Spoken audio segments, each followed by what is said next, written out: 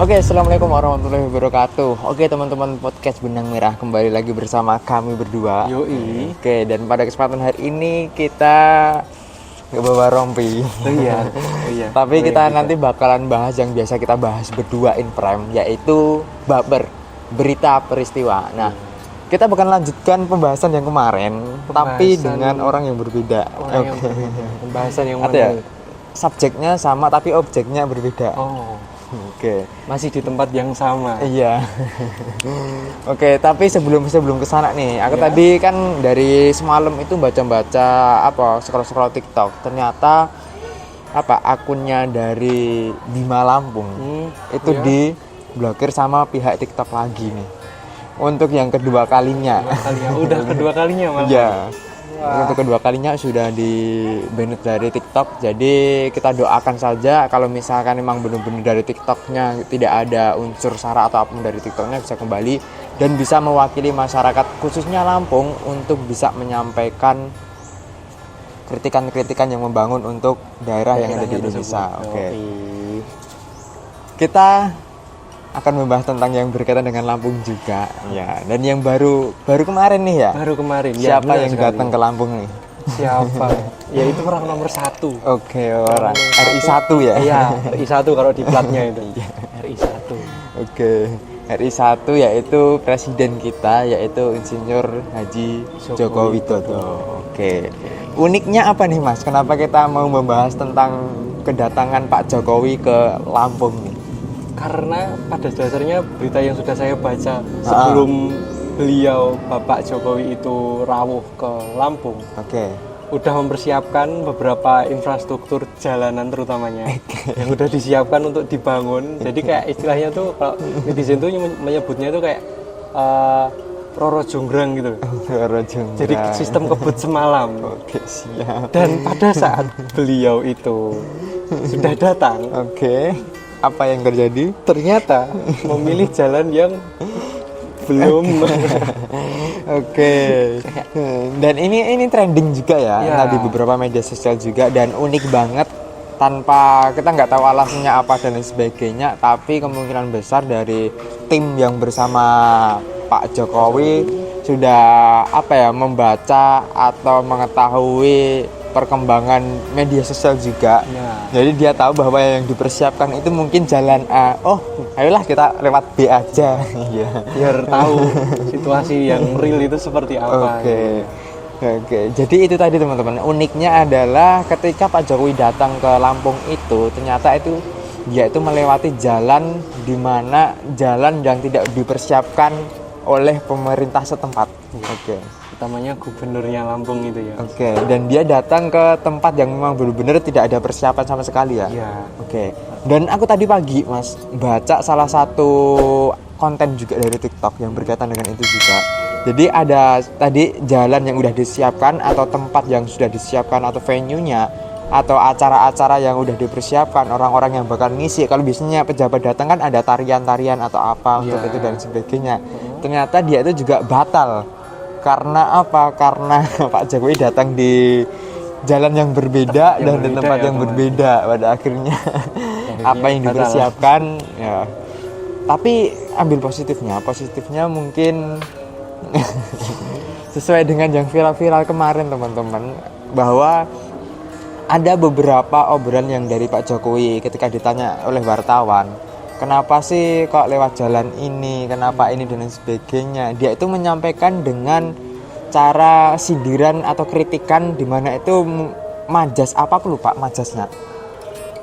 Di mana itu kayak ditanya gimana jalannya, gini Pak ini dan yang dilewati tadi dan sebagainya. Dia menyampaikan jalannya nyaman, mulus, enak, kita bisa Sampai tidur pulas gitu. Padahal faktanya di videonya Pak Jokowi mobilnya itu sampai nggak bisa lewat teman-teman. Sempat tertunda karena memang masuk ke lubang dan akhirnya ya kayak gitu. Dan ini menurutku adalah kepandaian dari Pak Jokowi. Selain pengen menyampaikan kritiknya dan lain sebagainya, dia juga istilahnya ya meskipun tidak mau menyakiti ya, seharusnya sadar sadar gubernurnya sih.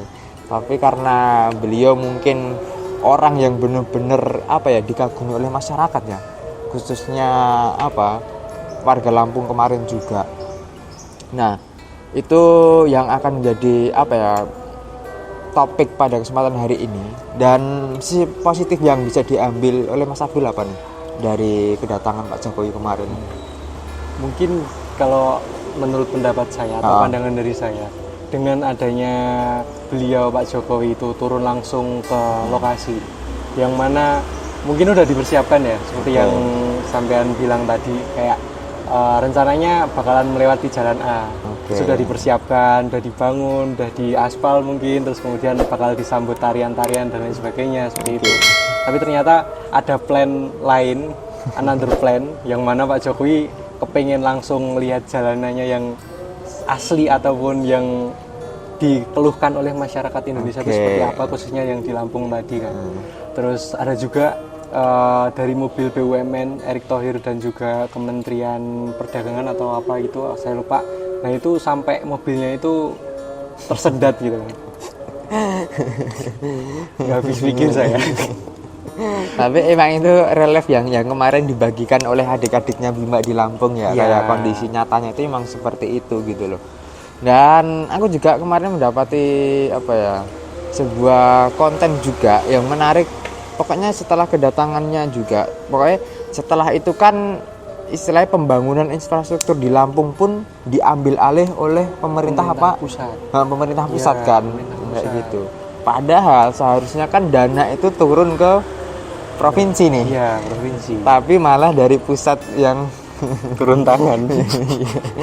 Kalau tapi uniknya apa? Malah gubernurnya itu ikutan tepuk tangan loh. Kayak seolah-olah itu lucunya. Suatu kebanggaan.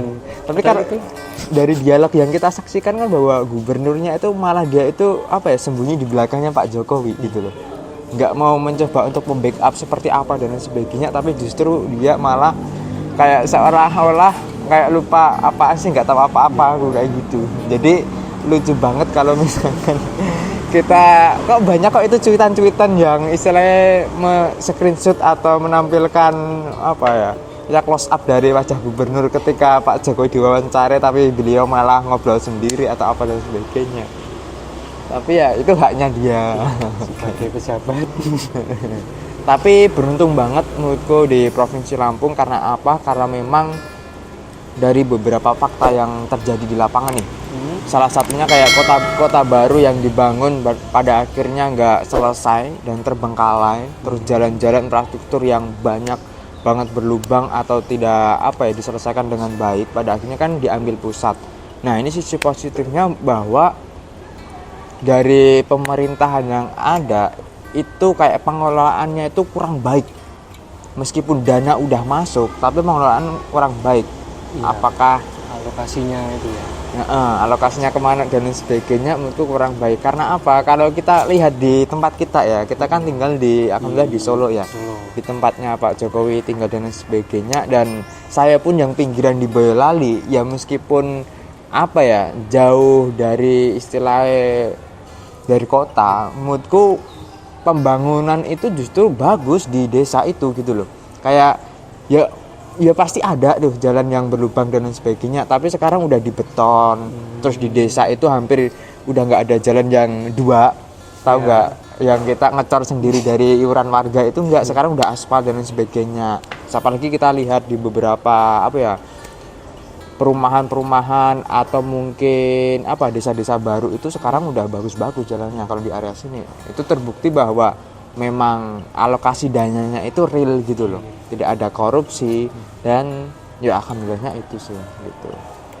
Tidak usah menunggu viral dulu baru dikerjakan ya kayak gitu kan. Sekarang apalagi kemarin pas habis Bima dia viral kan, KPK kan terus mencari sumber dananya itu kan udah pasti ada, tapi perginya kemana gitu loh. Kenapa nggak ada hasil nyatanya, itu kan sempat dicari juga. Nah itu yang tidak kita temui di lingkungan kita gitu loh. Apalagi kita kan tinggal di Solo, Boyolali, dan di sini kan bahwa tidak ada banyak yang melakukan korupsi ya, meskipun ada istilah apa ya, oknum-oknum yang mungkin menggunakan jabatan sebagai apa, tapi itu di luar ini semua kayak gitu lah, masih dalam ranah aman gitu.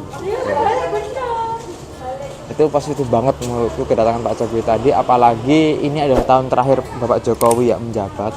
Tapi justru banyak banget sudah merasa kehilangan.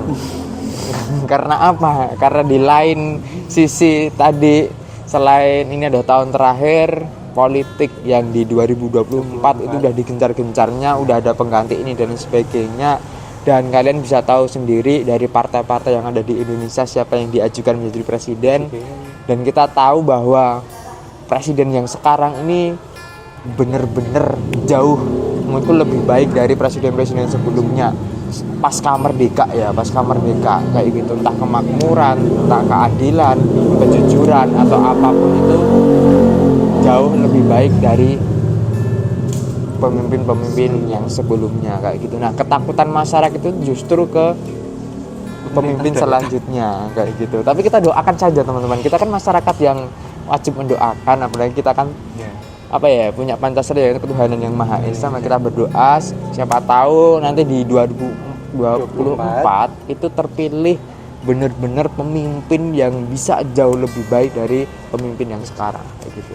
Ini ada closing statement dari Sabdul. Tentang apa ini, Mas? Tentang tadi juga nggak apa-apa. Tentang tadi juga nggak apa-apa. Oke. Mungkin dari saya selaku masyarakat Solo asli ya. Lahir di Solo, tinggal juga di Solo. Pernah merasakan kepemimpinan juga di Solo. Ya, pernah merasakan juga tentang pemerintahannya Bapak Jokowi yang sebelumnya menjabat jadi wali kota, kemudian sekarang anaknya Mas Gibran, Mas Wali Kota lah, yang viral gitu. Dan mungkin kalau kita ambil dari sisi pemerintah daerahnya itu kan pasti kan ada alokasi dananya masing-masing ya, untuk entah itu buat infrastruktur, kemudian untuk pembangunan tempat apapun itu, kemudian untuk meningkatkan pariwisata juga, pasti kan juga ada dana-dananya seperti itu kan.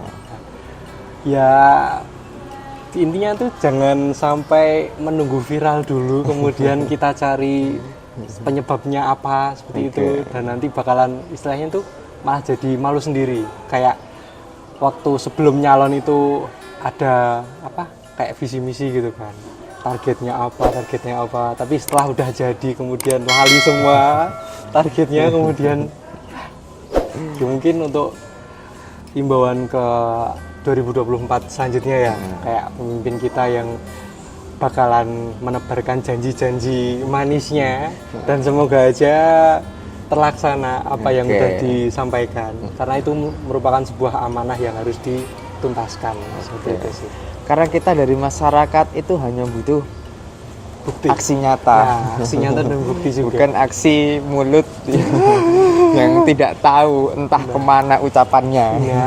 Betul sekali. Jadi mungkin kita doakan bersama-sama teman-teman di politik yang akan terjadi di 2024 nanti, semoga semua pemimpin yang ada di Indonesia ini bisa jujur, transparan, dan apapun itu bisa mensejahterakan rakyat. Yang paling penting adalah tetap keadilan sosial bagi seluruh rakyat Indonesia kayak gitu. Karena kita berasal dari orang-orang yang berbeda, suku yang berbeda, apapun bahasa kita juga berbeda, tapi kita harus tetap satu, yaitu Indonesia. Entah dari saudara kita yang ada di Papua, dari Sabang sampai Merauke, itu tetap harus ada kesejahteraan dan keadilan yang sama untuk kita masyarakat khususnya Indonesia kayak gitu. Mungkin cukup sekian teman-teman video kali ini, dan di berita peristiwa kali ini semoga bermanfaat. Dan mungkin kalau dari teman-teman juga pengen memberikan sebuah komentar kalian terhadap apa yang lagi viral ini tentang Presiden kita Jokowi sebelum beliau berakhir, silahkan tulis di kolom komentar, nggak apa-apa. Dan tentunya tetap semangat untuk jadi bermanfaat. Wassalamualaikum warahmatullahi wabarakatuh. Peace.